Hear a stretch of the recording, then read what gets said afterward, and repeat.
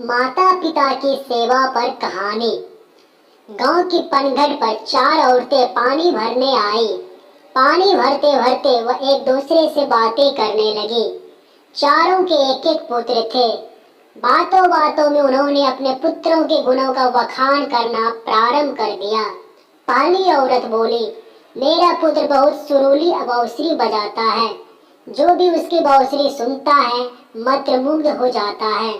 मैं ऐसा गुणवान पुत्र पाकर बहुत प्रसन्न हूँ। दूसरी औरत बोली, मेरा पुत्र बहुत बड़ा पहलवान है। इस गांव में ही नहीं बल्कि दूर दूर के गांव में उसकी बहादुरी का डंका बजता है। ऐसा गुणवान पुत्र भगवान सबको दें। तीसरी औरत कहाँ पीछे रहती। वह बोली, मेरा पुत्र कुशाग्र बुद्धि है। उससे अधिक बुद्धिमान इस पूरे गांव में नहीं। लोग अपनी समस्याएं लेकर उसके पास आते हैं। मैं ऐसा पुत्र पाकर धन्य हो गई। चौथी औरत ने सबकी बातें सुनी लेकिन कुछ नहीं कहा। इस पर वह औरतें उसने कहने लगी, बहन तुम भी तो कुछ कहो ना। तुम्हारे पुत्र में क्या गुण है? कोई न कोई गुण तो उसमें अवश्य होगा। वह औरत बोली, क्या कहूँ बहना, मेरे पुत्र में तुम्हारे पुत्रों की तरह कोई गुण नहीं है। उसकी बात सुनकर तीनों औरतों ने गर्व से अपना सिर उठा लिया। कुछ देर में सबने पानी भर लिया और वापस जाने की अपना अपना घड़ा उठाने लगी। उसी समय पहली औरत का पुत्र हाथ में बांसुरी लिए वहां से गुजरा।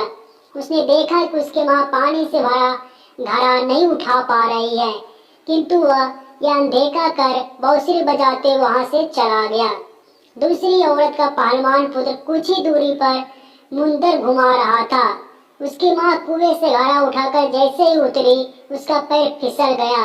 किसी प्रकार वह संभल गई, किंतु पहलवान पुत्र अपनी माँ को नजर उठाकर देखने के बाद भी उसके पास नहीं आया और अपनी कसरत में लगा रहा। तीसरी औरत का पुत्र भी वहां से किताब पढ़ते हुए निकला। उसकी माँ ने उससे कहा, पुत्र मैं दोनों हाथों से घड़ा पकड़े हुए हूँ, ये रस्सी जरा मेरे कंधे पर डाल दे। लेकिन वो अपने माँ की बात अनसुनी कर वहां से चला गया। तभी चौथी औरत का पुत्र वहां आया। अपनी माँ के सिर पर घड़ा देख वह उसके पास गया और उसके सिर से घड़ा उतारकर अपने सिर पर रखकर चलने लगा।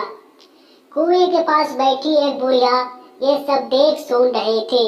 वह बोल पड़ी, मुझे तो यहाँ बस एक ही गुणवान पुत्र नजर आ रहा है, वही जो अपने सिर पर घड़ा लिए जा रहा है। माता पिता की सेवा करने वाले पुत्र से गुणवान पुत्र वाला कौन हो सकता है? तो कहानी से सीख कि गुणवान वही है जो अपनी माता पिता की सेवा करें और साथ ही सबकी सहायता के लिए तत्पर रहें। तो दोस्तों उम्मीद करता हूँ आपको ये कहानी अच्छा लगा होगा। अच्छा लगा हो तो कमेंट जरूर करें और चैनल पे जो नए हैं चैनल को सब्सक्राइब अवश्य करें। आप लोगों का कहानी सुनने के लिए बहुत बहुत धन्यवाद दोस्तों।